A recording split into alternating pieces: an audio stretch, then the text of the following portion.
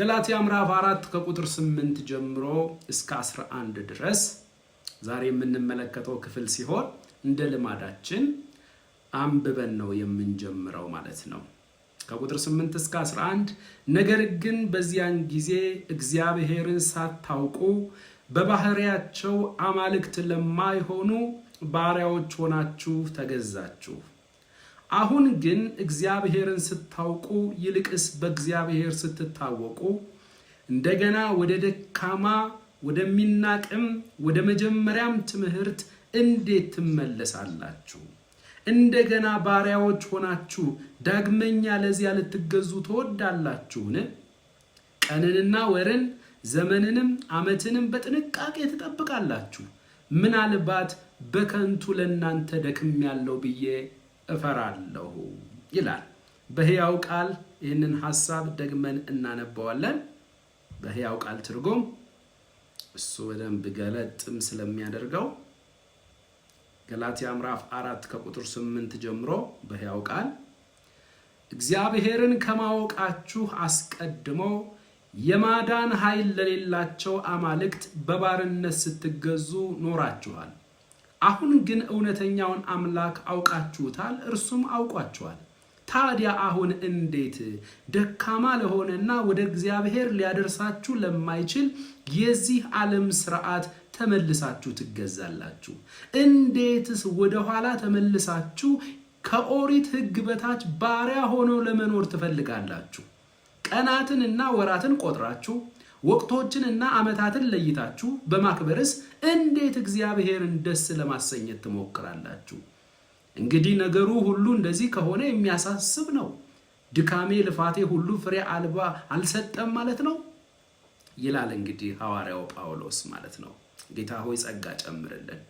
ስለዚህ በጸጋ ከሚገኝ ነፃነት ወደ ሕግ ባርነት የመመለስ አደጋ ነው እንግዲህ ርዕሱን ብንሰጥ እንኳን በጸጋ ከሚገኝ ነፃነት ወደ ሕግ ባርነት የመመለስ አደጋ በገላትያ አብያተ ክርስቲያናት ላይ ተከስቷል።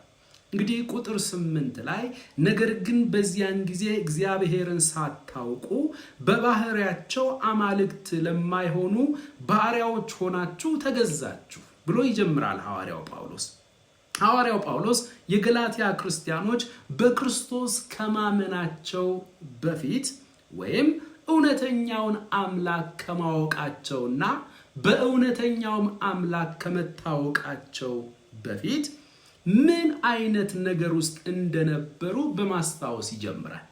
እንግዲህ የገላትያ አብያተ ክርስቲያናት የታናሹ ኤዥያ አካባቢ ስለሆነ አሁን ቱርክና እዚያ አካባቢ ያለውን ነገር ሁሉ የያዘ ቦታ ስለነበረ ታናሹ ኤዥያ ተብሎ ይጠራልና ወደዛ አካባቢ ላይ ሐዋርያው ጳውሎስ የወንጌል ሚሽነሪ ሆኖ ወደዚያ ከመሄዱ በፊት እነዚህ የገላትያ ሰዎች ከአህዛብ ዓለም የመጡ ናቸው፣ ከጣዖት አምልኮም የመጡ ናቸው።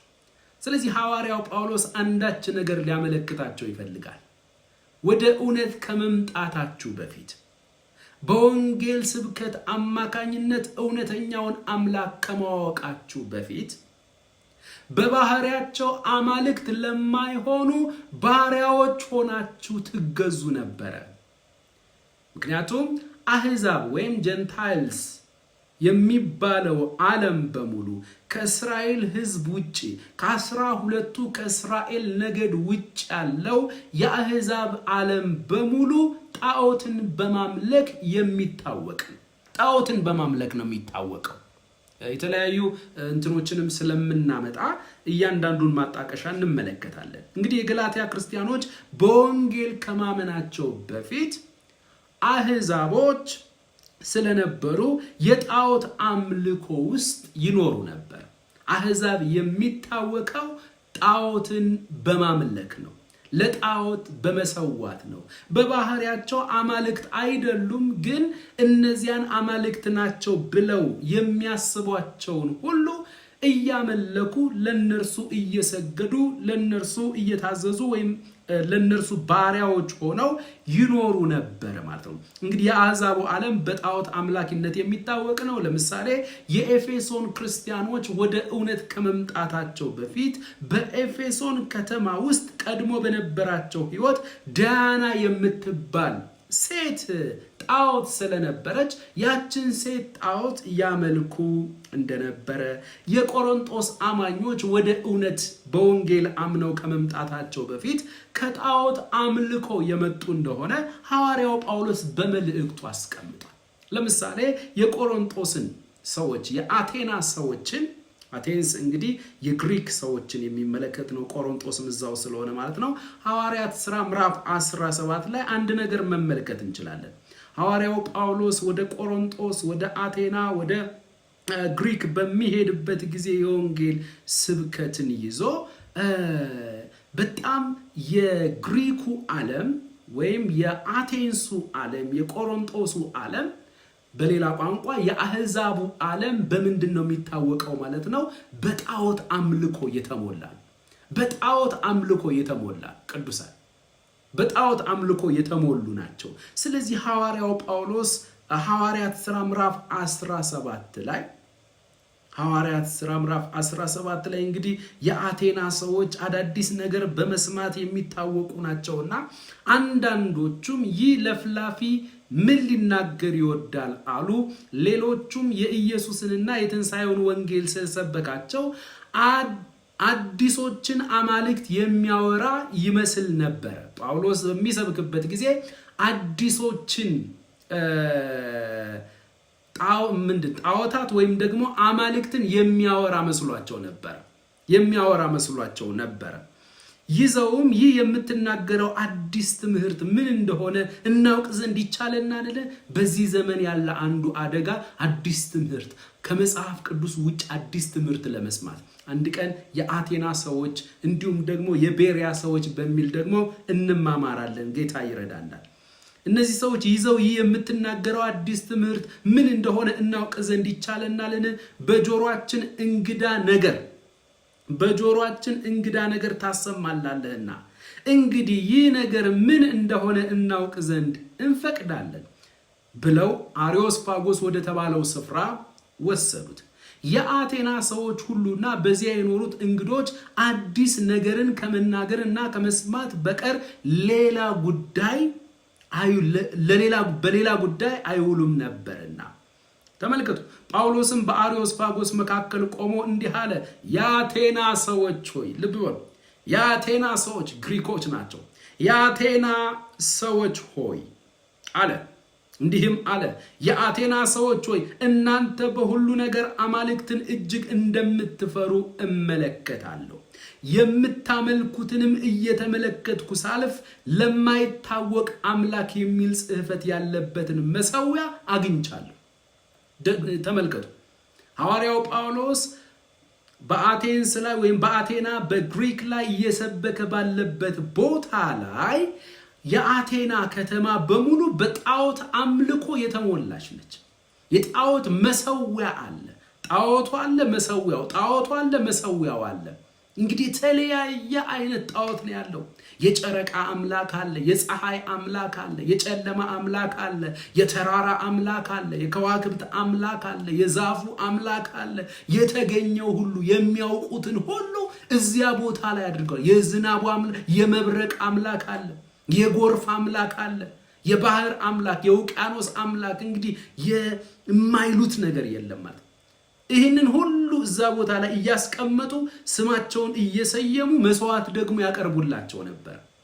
ከዛም አልፈው አማልክትን ከመውደዳቸው የተነሳ እኛም ማናቀው እስከ ዛሬ ድረስ እንግዲህ ከተለያየ ቦታ ኢንፎርሜሽንም እየሰበሰብን የምናቀውን እና የሰበሰብነውን በሙሉ በኢንፎርሜሽን ደግሞ መሠዊያ ሰርተንላቸው እያመለክናቸው ነው።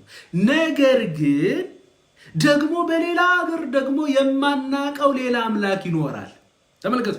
ያ የማናቀው አምላክ በእርሱ ስም መሠዊያ ካለማቅረባችን የተነሳ መስዋዕት ሊቀየመን ሊያዝንብን ስለሚችል ፍርዱንም ሊያመጣብን ስለሚችል ስለዚህ ለዚህ ለማናቀው አምላክ መሰዊያ እንስራ ተብሎ ለማያውቁት አምላክ የሚል ደግሞ መሰዊያ ለማይታወቅ አምላክ የሚል አለ። የሚያውቁትን ዘርዝረው ጽፈዋል፣ መሰዊያ ሰርተዋል፣ እያቀረቡ ነው። ግን የማይታወቅ አምላክ ሌላ ሀገር ላይ ሌላ ዓለም ላይ ሊኖር ስለሚችል እስኪ ለማይታወቅ አምላክ የሚል ጽሕፈት አስቀምጠን ለማይታወቅ አምላክ ደግሞ እንዳያኮርፈን እንዳያዝንብን መስዋዕት እናቀርባሉ። ከዛ ተመልከቱ፣ የምታመልኩትን እየተመለከትኩ ሳልፍ ለማይታወቅ አምላክ የሚል ጽሕፈት ያለበትን መሰዊያ ደግሞ አግኝቻለሁና። ተመልከቱ። ይሄ የሚያስደንቅ ነገር እኮ ነው። ከዛ ሐዋርያው ጳውሎስ ግን መንፈስ ቅዱስ እንዴት እንደተጠቀመበት ተመልከቱ። በተለይ የወንጌል ስብከት ጸጋ ያላችሁ ወንድሞች አጋጣሚውን እንዴት እንደምትጠቀሙበት መንፈስ ቅዱስ ሐዋርያውን ጳውሎስን እንዴት እንዳስተማረው ከሐዋርያው ጳውሎስ እንማር። ሲያይ ይሄንን ሁሉ አንሳ፣ ይሄ ሁሉ አጋንንት ነው፣ እያንዳንድሽ ትጠፊያለሽ አላለም። እያንዳንዱን መሰዊያ በሙሉ እየተመለከተ ነው፣ እየዞረ እየተመለከተው። አንደኛው ቦታ ላይ ተወሰደ፣ ለማይታወቅ አምላክ የሚል አለ። ያን ጊዜ መንፈስ ቅዱስ ጥበብን ሰጠውና ለማይታወቅ አምላክ የሚል ጽሕፈት ያለበትን መሰዊያ ደግሞ አግኝቻለሁና እንግዲህ ይህንን ሳታውቁ የምታመልኩትን እኔ ልንገራችሁ አለ። ዋው! በቃ አገባቡ ራሱ ተመልከቱ። እንግዲህ ሳታውቁ የምታመልኩትን እኔ ልንገራችሁ። ዋው! ዓለሙንና በእርሱ ያለውን ሁሉ የፈጠረ አምላክ እርሱ የሰማይና የምድር ጌታ ነውና እጅ በሰራው መቅደስ አይኖርም። ከጣዖቶቹ አወጣው፣ ከመሰዊያዎቹ አወጣው። ምን አይነት ጥበብ ነው! በኢየሱስ ስም አባት ሆይ ወንጌል የሚሰብኩ ወንድሞቻችን እኛም እያንዳንዳችን በአገልግሎት ቦታችን ጥበብ እንዲጨመርልን፣ ወንጌል ለሚሰብኩ ወንድሞች የሚናገሩበት ጥበብ፣ ሰውን የሚደርሱበት ጥበብ እንድትሰጣቸው። አሁን ሰውየው የሰው ሃይማኖት አልተሳደበም። የሌሎች መሰዊያዎችን ይሄ ማይረባ ነው፣ ይሄ ማይረባ ነው፣ ይሄ እንትን እያለ አላንቋሸሸባቸውም። እነሱ ባለማወቅ ውስጥ በጨለማ ውስጥ ነው ያሉት። እኛ ጋር ብርሃን ካለ ያንን ብርሃን የምንገልጠው በፍቅርና በጥበብ ነው። ተመልከቱ። ስለዚህ ሳታውቁ የምታመልኩትን እኔ ልንገራችሁ ካለ በኋላ ዓለሙንና በእርሱ ያለውን ሁሉ የፈጠረ አምላክ እርሱ ኖት እነርሱ አንድ ብቻ ነው እያለ ነው። እርሱ የሰማይና የምድር ጌታ ነውና። ተመልከቱ። ምክንያቱም የባህር ሊል ይችላል፣ የዝናብ ሊል ይችላል፣ የፀሐይ ሊል ይችላል፣ የጨረቃ ሊል ይችላል፣ የተለያዩ ናቸው። እሱ ግን ዓለሙንና በእርሱ ያለውን ሁሉ የፈጠረ ከአማልክት ሰፈር አይደለም፣ ከጣዖታት ሰፈር አይደለም። ዓለሙንና በእርሱ ያለውን ሁሉ የፈጠረ አምላክ እርሱ የሰማይና የምድር ጌታ ነውና እጅ በሰራው መቅደስ አይኖርም። ተመልከቱ። መሰዊያ ሁሉ ግሪካውያን በሰሩላቸው መሰዊያ የተጻፈን ያላቸው፣ እርሱ እውነተኛው አምላክ ግን መሰዊያም አይደለም፣ እጅ በሰራው መቅደስ ሁሉ ምን አይልም አይኖርም። እርሱ ሕይወትንና እስትንፋስን ሁሉንም ለሁሉ ይሰጣልና አንዳችን እንደሚጎድለው በሰው እጅ አይገለገልም። አሁንም ከጣዖታት ሰፈር ዘወር አደረጋቸው። እነዚህ ጣዖታት ሁሉ በእጅ እየተገለገሉ ነው። መሰዊያ ተጽፎላቸው መስዋዕት እየቀረበላቸው ነው። እርሱ ግን እንደዚህ አይደለም። አወጣው፣ በቃ ዘወር አደረጋቸው። ዋው! ስለዚህ እንደዚህ ብሎ ወንጌልን ይሰብክላቸዋል። እነዚህ ቦታ ላይ ምንድን ያመጣል? የአህዛቡ ዓለም ምን በማምለክ የሚታወቅ ነው ማለት ነው? ጣዖታትን በማምለክ የሚታወቅ ነው። ስለዚህ ከአህዛብ ዓለም በብዛት በተለይ በድሮው ዘመን በነ ጳውሎስ ዘመን ሰው ከአህዛብ ዓለም ሲመጣ ከጣዖት ዓለም ነው የሚመጣው። ከጣዖት ውጭ መሆን አይችልም። ጣዖታት በየቦታው ነው ያሉት። ጣዖታት በየቦታው። በዚህ ዘመን ደግሞ በሃይማኖት ከበር ነው የሚሰራው። ሃይማኖተኛ ጣዖታትን ዘርዝሮ ነው ያለው። በሃይማኖት ውስጥ ነው እነዚያ ጣዖታት ያሉት። ምን የመሰለ ሃይማኖት ነው! ከጀርባው ግን የጣዖታት መዓት ነው ያለው። እግዚአብሔር እንግዲህ ምድራችንንም ኢየሱስ ክርስቶስን ብቻ ከማያመልክና የኢየሱስን ስም እየጠራ ከጀርባው ጣዖታትን ከሚደረድር ከዚህ አይነት ሃይማኖተኝነትና ከዚህ አይነት ክፉ አሰራር ትውልድን ይንጠቅ። በዚች ምድር ላይ ኢየሱስ ክርስቶስ ብቻ ጎልቶና ደምቆ ይታይ። እንግዲህ መጽሐፍ እንደሚያስተምረን በብሉይ ኪዳን ዘመን እውነተኛውን አምላክ የሚያውቁና የሚያመልኩ የእስራኤል ሕዝብ ብቻ ነበሩ። ተመልከቱ ቅዱሳን፣ ሕዝቤ ያመልከኝ ዘንድ ልቀቅ ብሎ እግዚአብሔር የመሰከረለት ሕዝብ ሕዝቤ ነው ያለው፣ የሚያመልከኝ እሱ ነው ያለው፣ እውነተኛውን አምላክ በማምለክ የሚታወቀው የእስራኤል ሕዝብ ብቻ ነው። ከ12ቱ ነገድ ከእስራኤል ሕዝብ ውጭ ያለው የትኛውም የዓለም ሕዝብ ጣዖትን ነው የሚያመልከው። የጣዖት አምልኮ ላይ ነው የነበረው፣ በተለይ በብሉይ ኪዳን ዘመን። አሁንም ቢሆን የአህዛቡ ዓለም የጣዖት አምልኮ ላይ ነው ያለው፣ የተለያየ ዓለማት ላይ ኢትዮጵያን ጨምሮ ማለት ነው። ኢትዮጵያን ጨምሮ የጣዖትና የአጋንንት አምልኮ የሰፈረበት ምድር ነው የአህዛቡ ዓለም ማለት ነው። የእስራኤል ሕዝብ ግን በብሉይ ኪዳን ዘመን እውነተኛውን አምላክ የሚያመልክ እውነተኛውን አምላክ የሚያውቅ ሕዝብ ነው። አሕዛብ ግን እውነተኛውን አምላክ የማያውቅና ጭራሽ ከኪዳንም ውጭ የነበረ ሕዝብ ነው። እንግዲህ በዚያም ዘመን የሚገርመው ነገር እግዚአብሔር እንኳን አሕዛብን ወደ ገዛ መንገዳቸው የሄዱ ዘንድ ተዋቸው ይላል። ሐዋርያት ሥራ ምዕራፍ 14 ቁጥር 16 ምን ይላል? ሐዋርያት ሥራ ምዕራፍ 14 አባቶች ጸጋ ጨምርልን። ቁጥር 16 ላይ የእግዚአብሔር ቃል ምን ይላል? እንዲህ ይላል፣ እርሱ እግዚአብሔር ማለት ነው ባለፉት ትውልዶች አሕዛብን ሁሉ በገዛ ራሳቸው ጎዳና ይሄዱ ዘንድ ተዋቸው ይላል። አሕዛብ በመሲሁ በወንጌል እስካልተሰበሰበ ድረስ መቼም ሊሰበሰብ ስለማይችል ከእስራኤል ሕዝብ መካከል የሚወጣው መሲህ ስለሆነ መድኃኒቱ ያ ኢየሱስ ክርስቶስ ከመገለጡ በፊት በነበረው በብሉይ ኪዳን ዘመን እግዚአብሔር አሕዛብን ሁሉ በገዛ ራሳቸው ጎዳና ይሄዱ ዘንድ ምን አላቸው ይላል? ተዋቸው ይላል። ከኪዳን ውጭ ናቸው። እውነተኛውን አምላክ አያውቁም። ጣዖታትን በማምለክ ነው የሚታወቁት። ከጣዖታት ጀርባ አጋንንቶች ናቸው ያሉት። ከጣዖታት ጀርባ ጨለማ ነው ያለው። ከጣዖታት ጀርባ ጨለማ ብቻና ብቻ ነው ያለው ቅዱሳን። ስለዚህ በጨለማ ተይዘው ጣዖታትን እያመለኩ አጋንንቶች ሲጫወቱባቸው የነበሩ ናቸው። ለዚያም ነው በብሉይ ኪዳን አሕዛብ ወደ እስራኤል መቅደስ እንኳን ወይም ወደ እስራኤል ሕዝብ ጉባኤ እንኳን በራሱ ብቃት ተቀላቅሎ ለእውነተኛው አምላክ እንኳን መስዋዕትን ማቅረብ የማይችል ነበረ። ኤፌሶን ምዕራፍ 2 ከቁጥር 11 ጀምሮ እሱን ነው የሚናገረው። ስለዚህ እናንተ አስቀድሞ በሥጋ አሕዛብ የነበራችሁ በሥጋ በእጅ የተገረዙ በተባሉት ያልተገረዙ የተባላችሁ ይህንን አስቡ። በዚያ ዘመን በብሉይ ኪዳን ዘመን እስራኤላውያን እውነተኛውን አምላክ በሚያመልኩበት በዚያ ዘመን ከእስራኤል መንግስት ርቃችሁ ለተስፋውም ቃል ኪዳን እንግዶች ሆናችሁ በዚህም ዓለም ተስፋን አጣችሁ ከእግዚአብሔርም ተለይታችሁ ያለ ክርስቶስ ነበራችሁ። ተመልከቱ፣ ከእግዚአብሔር ተለይቶ ያለ ክርስቶስ ነበሩ። ከእግዚአብሔር ከተለየ ጣዖት ውስጥና እንዲሁም የጨለማ አገዛዝ ውስጥ ነው ያለው። የትኛውም አሕዛብ የአሕዛቦችም አባት እግዚአብሔር አልተገለጠላቸው። በተለይ ወደ ብሉይ ኪዳን ዘመን ቢኬድ ከ12ቱ ከእስራኤል ነገድ ውጭ ያለው የአሕዛብ ዓለም በሙሉ ጣዖታትንና አጋንንትን ነው የሚያመልከው ማለት ነው። በዚህም ዘመን ራሱ እውነተኛውን አምላክ የማያውቀው የትኛውም የዓለም ሕዝብ በሙሉ ጣዖታትንና ከጣዖታት ጀርባ አጋንንቶች ስላሉ አጋንንቶችን ነው የሚያመልኩት። ምንም ትርጉም የለውም። ምንም መሸዋወድም አያስፈልግም። ኢትዮጵያ ላይ አጋንንቶች በጣም ይመለካሉ።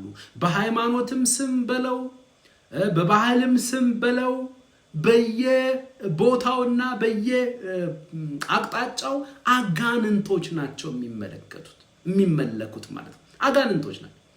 አጋንንት ነው እየተመለከ ያለው ኢትዮጵያ ላይ ከእውነተኛው አምላክ በስጋ ከተገለጠው አምላክ ከጌታችን ከኢየሱስ ክርስቶስ አምላክና አባት ውጪ ከራሱ ከጌታችን ከኢየሱስ ክርስቶስ ውጪ ሌላ አምላክ የለም።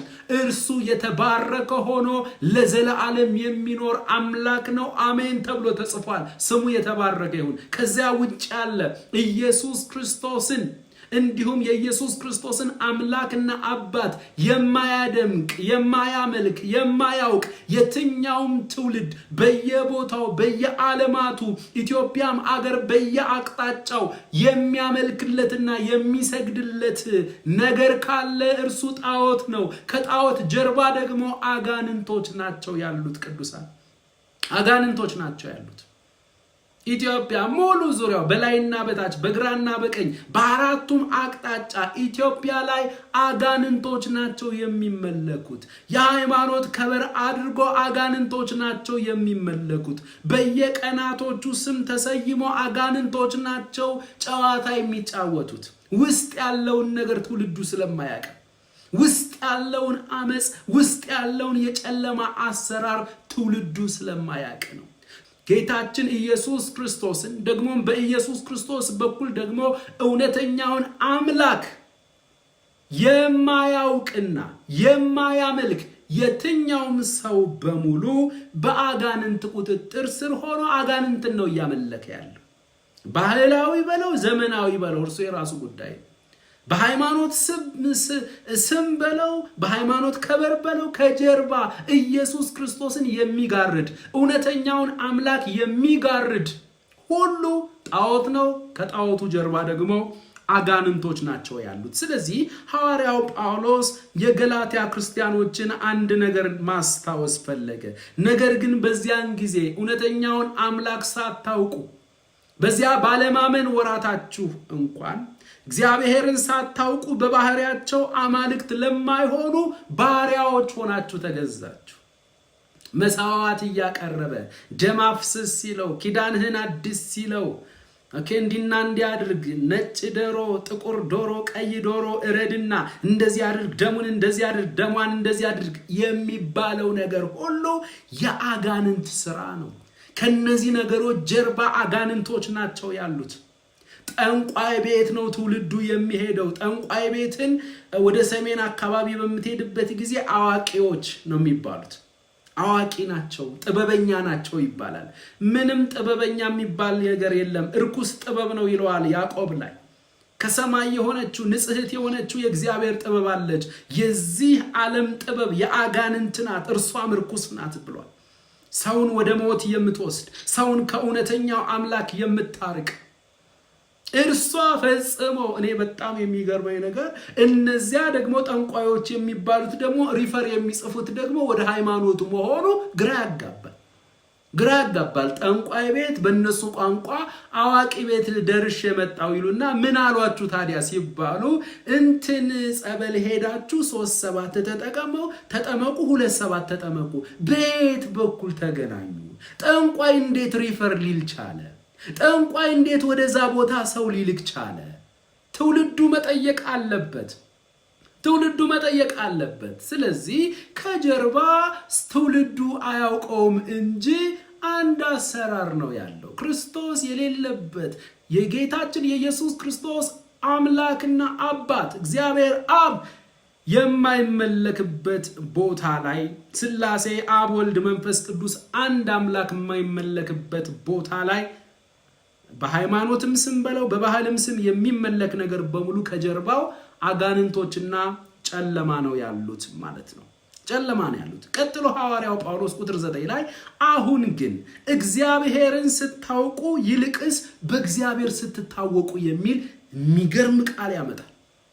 አሁን ግን እግዚአብሔርን ስታውቁ ይልቅስ በእግዚአብሔር ስትታወቁ ምን አይነት በረከት ነው! እነዚህ የገላትያ ሰዎች በጳውሎስ የወንጌል ስብከት ከጣዖት አምልኮ ከዚያ ዓለም ወደ ወንጌል ዘወር ብለው እውነተኛውን አምላክ ማወቅና በእውነተኛው አምላክ መታወቅ ሆኖላቸዋል። ይህ ደግሞ የወንጌል አንዱ በረከት ነው። እውነተኛውን አምላክ በክርስቶስ ማወቅና በእውነተኛው አምላክ ደግሞ አሁንም በክርስቶስ መታወቅ ይሄ የወንጌል በረከት ነው። ነገር ግን ሁላችንም እንዳንሳሳት እዚህ ቦታ ላይ እያለ ያለው ከተለያዩ ሐሳቦች ጋር አገናኝተን ነው የምናጠነው። ይልቅስ እግዚአብሔርን ስታውቁና በእግዚአብሔር ስትታወቁ ሲል አውቄው ነው ማለት ነው ያወቀኝ እንዳትሉ። እኔ ስላወቅኩት ነው ያወቀኝ ማለት ነው አይደለም። መጀመሪያ ወደ ሌላ አቅጣጫ ብንሄድ እርሱ አስቀድሞ ወዶናልና እኛም እንወደዋለን ተብሎ ተጽፏል። መርጫው ነው እንዳትል፣ እርሱ ስለመረጠህ ነው አንተ የመረጥከው። ኦኬ፣ እኔ እናንተን መረጥኳችሁ እንጂ እናንተ እኔን አልመረጣችሁኝም ብሏል።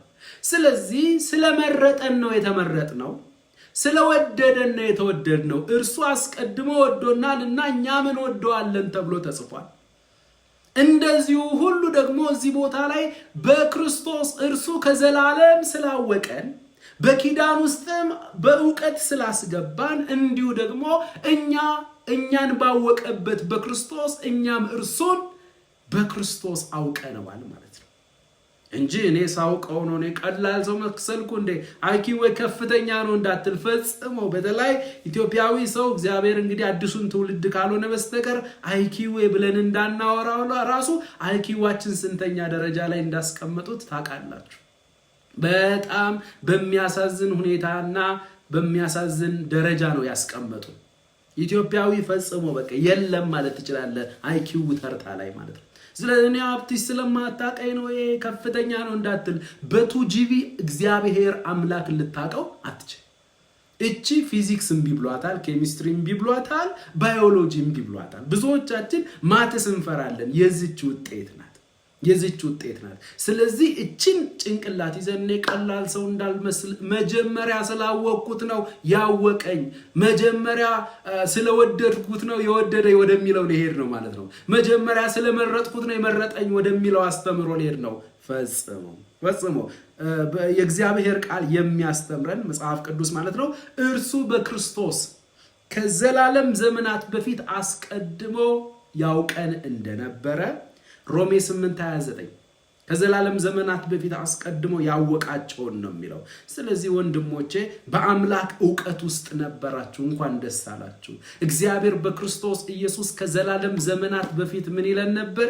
ያውቀን ነበር። ልጁ በብዙ ወንድሞች መካከል በኩር ይሆን ዘንድ አስቀድሞ ያወቃቸውን ኖት አስቀድሞ ያወቁትን አስቀድሞ ያወቃቸውን የልጁን መልክ እንዲመስሉ አስቀድሞ ደግሞ ወስኗልና። ስለዚህ አስቀድሞ ደግሞ የወሰናቸውን ጠራቸው፣ የጠራቸውን አጸደቃቸው። እዛ ቦታ ላይ ነው መታወቅ የሚመጣው። ጥሪው ሲመጣ፣ ስፔሻል ኮሊንግ ሲመጣ፣ ልብ ሲከፈት እውነተኛውን አምላክ ወደ ማወቅ ትመጣለህ። ምን ማለት ነው? እርሱ አስቀድሞ አወቀ፣ አንተ ደግሞ ልብን ሲከፍትልህ በክርስቶስ አወቅከው። ለምሳሌ አንደኛ ዮሐንስ ምዕራፍ 4 ቁጥር 19 አንድ ቃል አለ።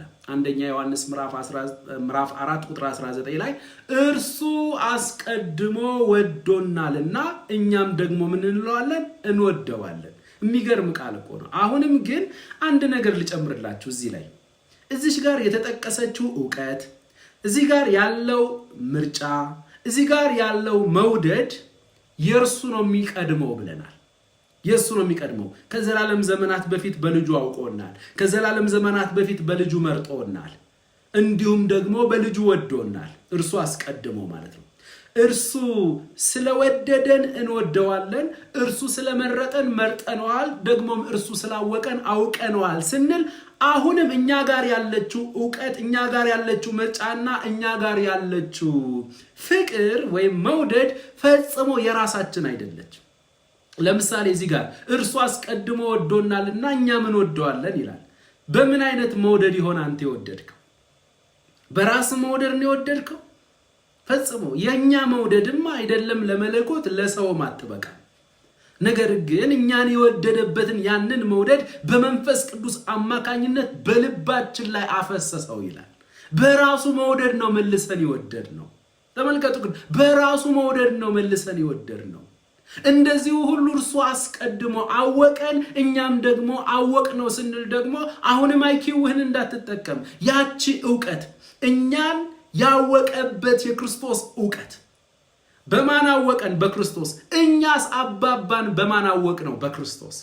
እርሱ አባባን ገለጠልን፣ በቅዱስ ቃሉ በኩል አብራራልን። እርሱ ራሱ እኔን ያየ አብን አየ አለ።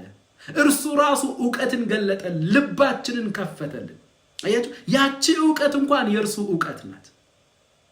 ይቺ መውደድ እንኳን የእርሱ መውደድ ናት። ምርጫዋ ራሱ የእርሱ ምርጫ ነች። ባይመርጥ ኑሮ ልትመርጠው አትችልም።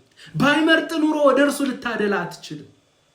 ስለዚህ ያቺም ነገር በአንተ ውስጥ ሆኖ እንኳን እንደዚያ እንድትመርጠው፣ እንደዚያ እንድትወደው፣ እንደዚያ እንድታውቀው ያደረገ ማን ነው?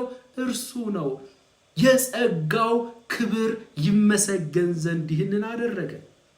እንግዲህ ምን እንላለን? ይህንን እውነተኛ አምላክ፣ ይህንን የተባረከ አምላክ አይ ሀብትሽ እኔ እንደዚህ ምርጫ ምናምን ነገር አላምንም። እግዚአብሔር እንዴት ከዘላለም ዘመናት በፊት ቆይ አምናሃል ወንድሜ? እኔም አምኛለሁ እኮ። ታዲያ አሁን እኮ ስላንተ ነው የምናወራው። ተመርጠሃል። ስለዚህ እግዚአብሔር ከዘላለም ዘመናት በፊት በክርስቶስ መርጦሃል የሚለው ትምህርት እኮ አምላክህን በዘመን ሁሉ እያመሰገንከው እንድትኖር የሚያደርግ ትምህርት ነው። ወንጌልን እንድትሰብክ የሚያደርግ ትምህርት ነው። ሌሎች ሰዎች ናቸው ይህንን ትክክለኛ ትምህርት ያልተረዱ ሰዎች የተመረጡት ብቻ የሚድኑ ከሆነ ወንጌል መስበክ አያስፈልግማ የሚል የህፃናት ጨዋታ የሚያመጡት። ሐዋርያው ጳውሎስ ግን ስለተመረጡት ስል እጸናለሁ፣ ወንጌል መስበኬን አላቋርጥም። ማን እንደተመረጠ እኔ አላቅም፣ እርሱ ያውቃል። እኔ የተሰጠኝ ድርሻ ግን ወንጌልን ለፍጥረት ሁሉ ስበክ ነው። ወንጌልን ለስጋ ለባሽ እሰብካለሁ። እርሱ የመረጣቸውን በዚያ ቃል ለውጦ ምን ይላቸዋል? ያመጣቸዋል። አለቀ። ወንጌል መስበክን ጭራሽ የሚያበረታታ ምርጫ የሚለው ትምህርት አንተን ራሱ ዘመንህን በሙሉ አምላክህን አመስግነህ አክብረህ እንድትኖር የሚያደርግህ ነው። ምርጫ ካንተ ተግባርና ካንተ ስራ ጋር የሚያያዝ አይደለም። ቢኮዝ ሮሜ ምዕራፍ 9 ከቁጥር 11 ጀምሮ ልጆቹ ገና ሳይወለዱ በጎ ወይም ክፉ ምንም ሳያደርጉ፣ ስለዚህ ምርጫ የተከናወነው አንደኛ ገና በሌለንበት ነው። ሁለተኛ በስራችን ላይ ተመስርቶ አይደለም። አንተ በጎ ስራ ስላለህ ያኛው ደግሞ ክፉ ስራ ስላለው አይደለም። እንደዛ ከሆነ ደግሞ በጎ የሚሰሩት እነሱ ናቸው፣ ክፉ ሰሪዎች እኛ እንደሆንን እንዳትረሱ። በጎ ወይም ክፉ ምንም ሳያደርጉ ይላል። ከድርጊት ጋር የተገናኘ አይደለም እና ከጠሪው እንጂ ከስራ ሳይሆን ይጠራኛል ብለህ ስትሰራ አይደለም፣ ካንተ አይደለም የሚመነጨው፣ ከጠሪው ነው። ከጠሪው እንጂ ከስራ ሳይሆን በምርጫ የሚሆን የእግዚአብሔር ሐሳብ ምን ይል ዘንድ ይጸና ዘንድ ሉዓላዊ የሆነች የእግዚአብሔር ሐሳብ አለች። ሉዓላዊ የሆነች እኔ ስለሰራው ምናምን ምህረት ለወደደ ለሮጠ አይደለም። ከሚምር ከማን ዘንድ ነው? ከእግዚአብሔር ዘንድ ነው። ስለዚህ ዕውቀት ወደኛ ስትመጣና እግዚአብሔርን አውቃችሁታል ሲል ከዛ በእርሱም ታውቃችኋል ሲል እኔ መጀመሪያ አወቅኩትና እሱ ከዚያ አወቀኝ እንዳትል፣ እኔ መጀመሪያ መረጥኩትና ከዛ በኋላ መረጠኝ እንዳትል፣ እኔ ወደድኩትና ወደደኝ ልትል ነው። ነገ ላይ ልትል ነው።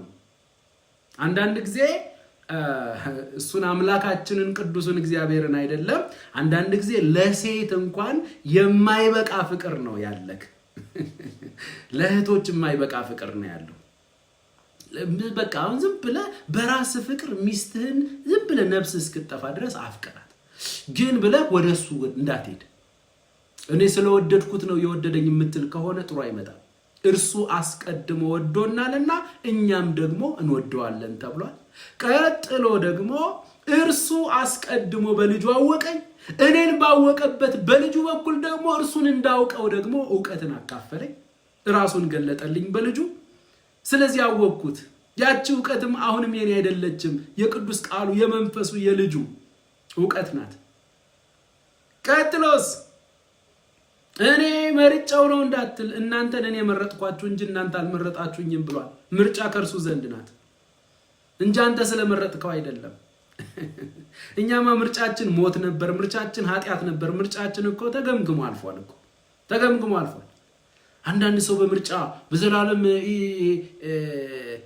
ከዘላለም ዘመናት በፊት በነበረው ዕውቀትና ምርጫ ዙሪያ አንኮንዲሽናል ኢሌክሽን በሚል አስተምሮ ዙሪያ አንዳንድ ሰው በጣም አእምሮውን ያሰራዋል። አእምሮን ፊዚክስ ላይ አእምሮን ኬሚስትሪ ላይ ነው የምታሰራው። እዚህ ቦታ ላይ የአምላክህን ቃል ስታደምጥ ወደ እርሱ ሐሳብ መምጣት የምትችለው የክርስቶስን አእምሮ ስትጠቀም ነው፣ የራስህን አእምሮ ስትጠቀም አይደለም። ለዛ ነው we have the mind of Christ Jesus የሚለው የክርስቶስ ኢየሱስ አእምሮ አለን ተብሎ ተጽፏል። ያ አእምሮ ነው ቅዱስ ቃሉን አንደርስታንድ የሚያደርገው፣ ቅዱስ ቃሉን አንደርስታንድ የሚያደርገው ማለት ነው። አባባ እባክህ ለእያንዳንዳችን ጸጋ ጨምርልን። አንዳንድ ሰው ስለ ምርጫ ስታስተምረው ግን ቆይ ይሁዳ ብሎ ይጠይቃል። ይሁዳ ግን አንተ ምን አገባህ ወንድሜ? ዝም ብለህ እግዚአብሔርን አታመሰግንም? እግዚአብሔር እንኳን ይሁዳን አላደረገኝ አትልም እንዴ? እግዚአብሔር እንኳን በእስራኤላውያን ዘንድ እስራኤልን ጨቁኖ ሲገዛ የነበረውን ፈርዖን ልቡን ሲያደነድነው የነበር ግን ፈርዖን እኮ ምን አደረገ ብለህ ነው? እግዚአብሔር እኮ ልቡን አደንድኖት ነው። ተው፣ በመለኮት ስራ ውስጥ አትግባ። ተው ወንድሜ፣ እንኳን ፈርዖንን አላደረከኝ፣ እንኳን ይሁዳን አላደረከኝ፣ እንኳን ሀብትሽን አደረከኝ፣ እንኳን ከበደን አደረከኝ፣ እንኳን እያልክ ስምህን አስገባ። እንኳን በልጅህ አወከኝ፣ እንኳን በልጅ መረጥከኝ እያል ገና አመስግነ ነው ሳንጨርስ ወደ ፍልስፍናው መሄድ የለብንም ማለት ነው። እንግዲህ እቺ ዕውቀት በእግዚአብሔር መታወቅ ቅዱሳን ብጽዕና እኮ ነው። አንተ ወንድሜ ልዑሉ ከዘላለም ዘመናት በፊት እውነተኛው ሉዓላዊ አምላክ ከዘላለም ዘመናት በፊት ያውቅህ ነበር። ሉዓላዊው አምላክ ከዘላለም ዘመናት በፊት ያውቅሽ ነበር። ማንም ባልነበረበት፣ ወላጆቻችሁ ባልነበሩበት፣ ይህ የሚታየው ሰማይና ምድር ሳይከሰት የሚታየውና የማይታየው ዩኒቨርስ ላይ የተንጠለጠለው ጋላክሲና ፕላኔት ሳይከሰት ሳይፈጠር በፊት መንፈስ ዓለም ላይ ያሉ መላእክቶች ሳይፈጠሩ በፊት በነበረው በባለፈው በቀደመው ዘላለም ውስጥ አብ ወልድ መንፈስ ቅዱስ ሥላሴ አንድ አምላክ ብቻውን በነበረበት በዚያ ዘላለም አብ በወልድ በኩል አብ በልጁ በኢየሱስ ክርስቶስ በኩል ያውቅህ ነበር፣ መርጦህ ነበር። በአንተ ጉዳይ በአንቺ ጉዳይ ጨርሶ ከተቀመጠ ዘላለም አልፏል። ምንኛ መታደል! አሁን ያ የመለኮት ዕውቀት ነው የተገለጠው። ያ ዕውቀቱ ነው አካል የለበሰው። ስለዚህ እንድንባርከው እንድናመሰግነው የሚያደርገን ማለት ነው። ቀጥሎ ይህንን ነገር ከተናገረ በኋላ ግን በገላትያ ቅዱሳን ዘንድ ደግሞ አንዳች አደጋ ተከስቷል። አንዳች አደጋ ተከስቷል። ምን ይሆን የተከሰተው? እንግዲህ ምንድነው የሚላቸው ሐዋርያው ጳውሎስ? አሁን ግን እግዚአብሔርን ስታወቁ ይልቅስ በእግዚአብሔር ስትታወቁ ካለ በኋላ እዚህ ዕውቀት ውስጥ ገብቶ ምን አይነት አደጋ ደረሰባቸው? እንደገና ወደ ደካማ ወደሚናቅ ወደ መጀመሪያ ትምህርት እንዴት ትመለሳላችሁ? እንደገና ባሪያዎች ሆናችሁ ዳግመኛ ለዚያ ልትያዙ ትወዳላችሁ? ዋው! አደጋ ተከሰተ። የገላትያ ቅዱሳን የሚገርመው ነገር ከሕጉ ሰፈር ከነሙሴ ሰፈር አይደለም የመጡት። እስራኤላውያን አይደሉም፣ አህዛቦች ናቸው። አህዛብ ደግሞ ባክግራውንዱ ምንድነው ስንል ጣዖት አምልኮ ላይ ነው የነበረው። ሐዋርያው ጳውሎስ እንዳስተማረ ጣዖት አምልኮ ላይ የነበሩት፣ በጣዖት አምልኮ ባርነት ውስጥ የነበሩት ወደ እውነተኛው አምላክ ከመጡ በኋላ አንድ አደጋ ተከሰተባቸው። ይህ አደጋ በኢትዮጵያ አብያተ ክርስቲያናት ውስጥ በትንሹም ቢሆን በሰፊውም ቢሆን ሰርጎ ከገባ ሰንበትበት ብሎ ምንድነው የተከሰተው? የገላትያ ቅዱሳን ወደ አንድ አደጋ ውስጥ ገብተዋል። የተከሰተው አደጋ ሐሰተኞች ወንድሞች የሚባሉ ከአይሁድ ወገን የመጡ ሐሰተኛ የሕጉ አስተማሪዎች የገላትያ አማኞችን ለመዳን መገረዝና የሙሴን ሕግ መጠበቅ አለባችሁ በማለት ይህንን ትምህርት አስተማሯቸው። ወደ ሕግ ቀንበር ወይም ባርነት እንዲመለሱ ደግሞ ትምህርት አስተማሩ። ያን ጊዜ የገላትያ ቅዱሳን ኮንፊውዥን ውስጥ ግራ መጋባት ውስጥ ገቡ። በቃ እንደው መንፈሳዊ ሕይወታችሁን ራሱን ለመለወጥ ጥረት ውስጥ የሙሴ ሕግጋት አንዳች ሴሬሞኒያል የሆነ ነገር ውስጥ መግባት አለባችሁ።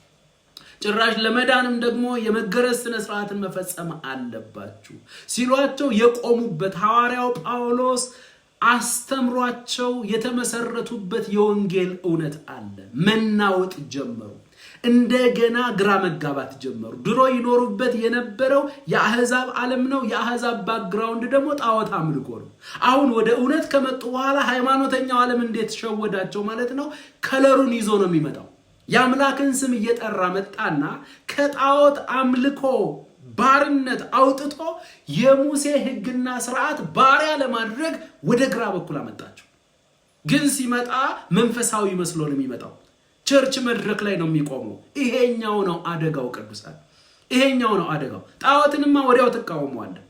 ፕሮቴስታንት ወዲያው ነው የሚቃወመው። አይታችሁ ከሆነ ወንድም እህቶቻችን፣ ይሄ የጣዖት ነው፣ ይሄንን አንበላም፣ የጣዖት ነው የሚሉት ጥሩ ነው።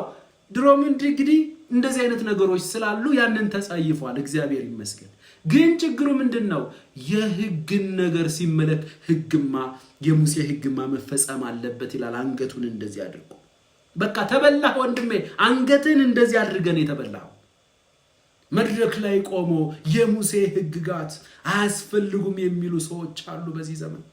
ወንድሞች ያስፈልገናል፣ ወንድሞች ያስፈልገናል። ሲጀምር ራሱ አንድ ኢትዮጵያዊ ወይም አንድ አህዛብ ፈጽሞ ሕጉ ያስፈልገናል ስለ ሕጉም የማብራራት መብት የለውም። ቢኮዝ ሕጉ የተሰጠው ለአህዛብ ሳይሆን ለእስራኤላውያን ነው። የሕጉ ዘመን አብቅቶ ደግሞ የጸጋ ዘመነ መግቦት ውስጥ ነው ያለነው።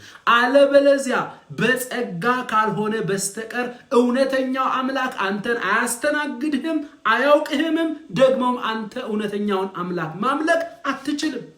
እግዚአብሔር የኪዳን አምላክ ነው። የኪዳን አምላክ ነው። በብሉይ ኪዳኑ ዘመን አንተን አያውቅህም።